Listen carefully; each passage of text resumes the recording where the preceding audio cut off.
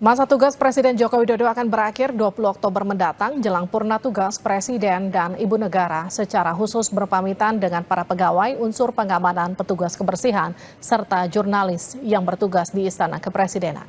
Presiden Joko Widodo dan Ibu Iriana menyampaikan rasa terima kasih pada semua pihak yang telah membantu jalannya tugas Presiden di Istana.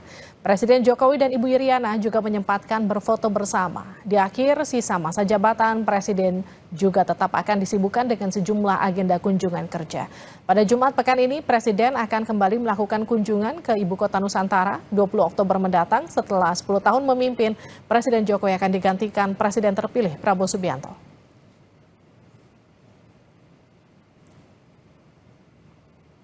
Setelah purna tugas, Presiden Joko Widodo berencana menetap di Karanganyar, Jawa Tengah. Saat ini pembangunan yang masih terus dikerjakan dan dipastikan belum akan selesai saat Presiden memasuki masa purna tugas 20 Oktober mendatang.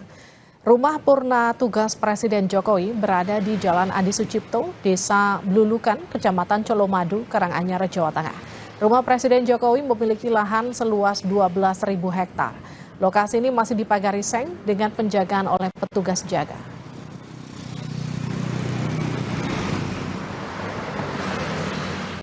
Timnas Indonesia malam ini akan menantang Bahrain di laga lanjutan kualifikasi Piala Dunia 2026. Timnas mengincar 3 poin di laga ini. Kita kembali usai jeda.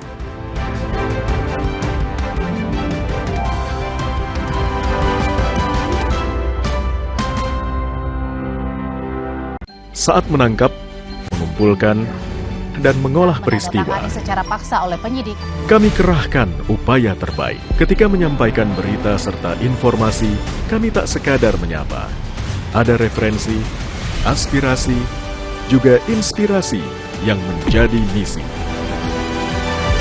Sapa Indonesia di Kompas TV. Independen, terpercaya.